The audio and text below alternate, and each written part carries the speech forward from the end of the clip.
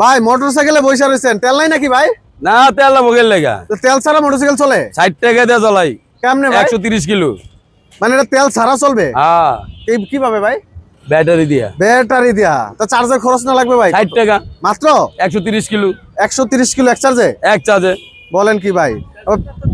পিছনে লোক বসানো যাবে? পিছে একজন, সামনে তো। মোটরসাইকেলে R15 দাম কত? 5 লাখ 7 লাখ? তাহলে ওটা তো বয় কয়জন? দুইজন?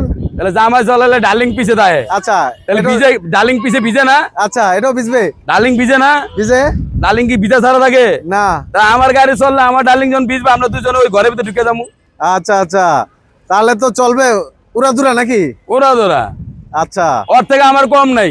আমার ব্লুটুথ, গান, মন 24টা ইন্ডিকেটর আছে। 24টা ইন্ডিকেটর? 24টা। রাইতে দেখবেন পুরো ফোকাস। আচ্ছা উড়াধুরা লাইট জ্বলবে? ডিপার লাইট, হেডলাইট যা আছে সব। এই গাড়িগুলো বানাইতে কয় টাকা লাগবে ভাই? 1,35,000 একদম। কত গেলে 5,000 করে পারবো। 1,35,000? জি। আর ডেলিভারি ফ্রি ভাই আপনার? 100 কিলো ফ্রি। মানে ঢাকার ভিতরে? 200 কিলো ভাড়া আমনের। আচ্ছা।